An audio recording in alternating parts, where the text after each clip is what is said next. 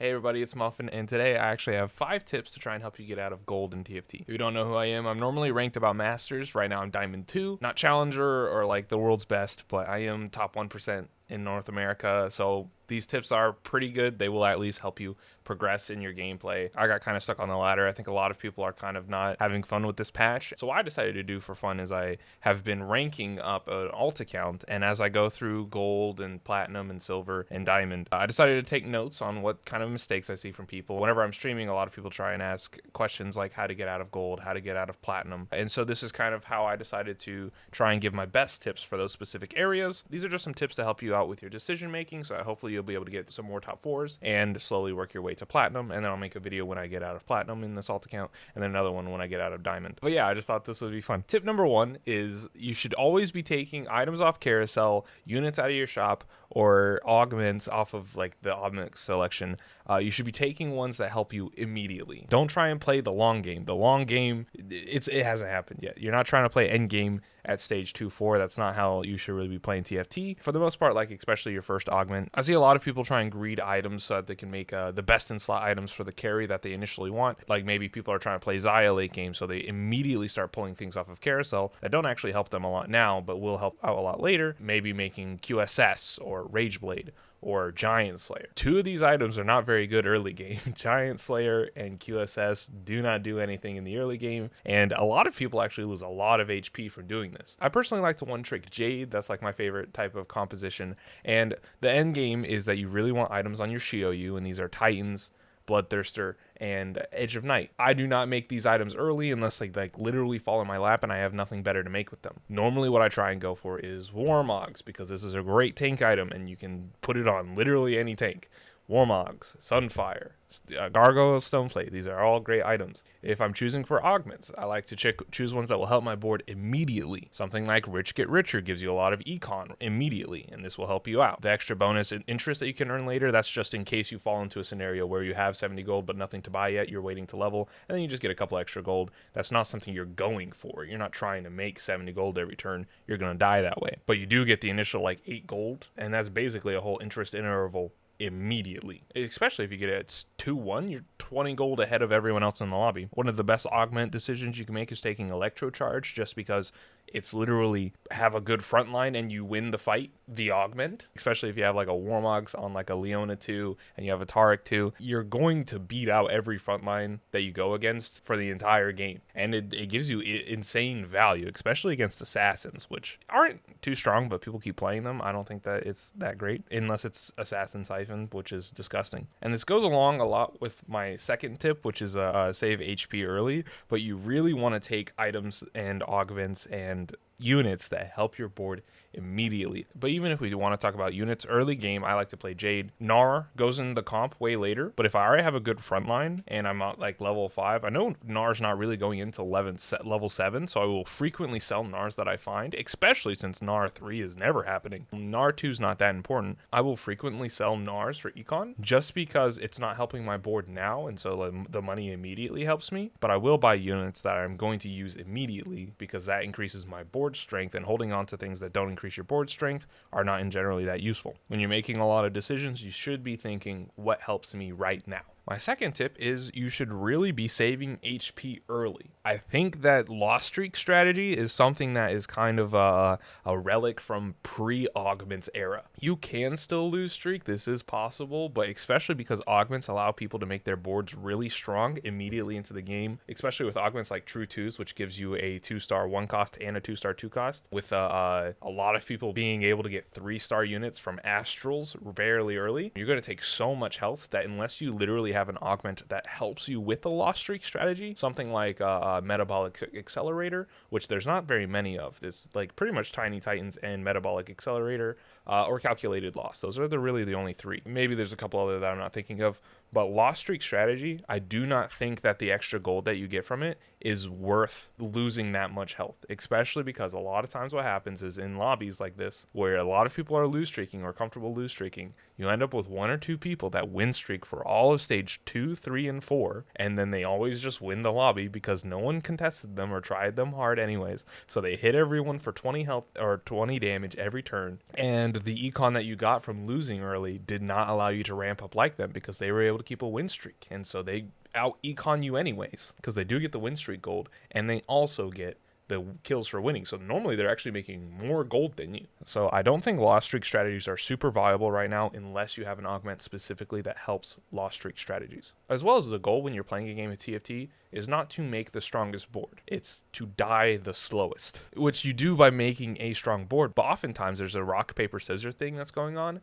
And if you're at 5 HP, it does not matter if you have a really solid 2-starred Zaya comp. If you roll into someone with 3-star Olaf and 3-star Diana, there's a decent % chance that you're going to die, especially if you're not good at positioning. So if that person has 80 health and you have 5 and you are in 8th place, you're going to die despite the fact that you might beat everyone else out in the lobby, and the assassin guy might actually not. Assassins aren't that strong against most other people, especially with the dragons the way they are in the comps right now. Assassins actually get beat by a lot of good comps.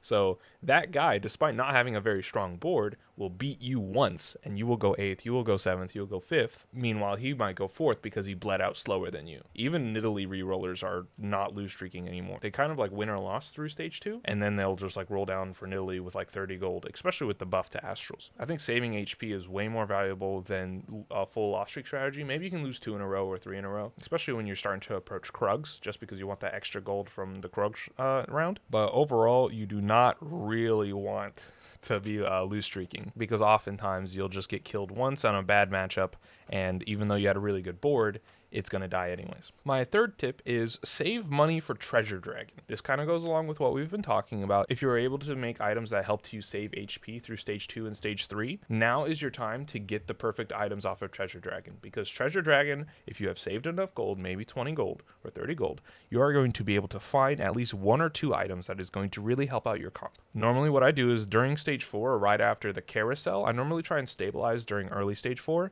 and then right after carousel, I try my best to not really spend too much gold. Maybe I'm at 50 and I'm like level 7, so I'm preparing to level up to level 8, but I'm going to save up my gold to 70 so I have 20 gold to roll without griefing my econ. Or if I had to roll down for 7 because I was losing too much health and I needed to like stop myself from bleeding out, maybe I'm at 0 gold, but now I have 2-3 rounds to gain a little bit of interest and gain a little bit of econ, so that now I'm going to be able to get some good items instead of having to take my 2nd or 3rd roll off of Treasure Dragon. This is a small one, but this is one that I think is actually underestimated. I think there's plenty of times where someone needed like a 3rd item on their Shioyu, like a Bloodthirster or maybe like a Giant Slayer or an Edge of Night, which is a great item by the way, but they only had like maybe 8 gold or 12 gold to roll on Treasure Dragon, so they weren't actually able to find the item that they were looking for. Whereas if you actually take just a couple rounds, 2 or 3, most of the time if you play the game correctly, you have 2 or 3 rounds that you can sack, which might help you actually get to level 8 anyways. You will be able to find proper items, and this will help you actually make a stronger board stabilized at level 8, and you will be able to try and help guarantee yourself a top 4. My 4th tip is do not panic roll at 7 when you are contested.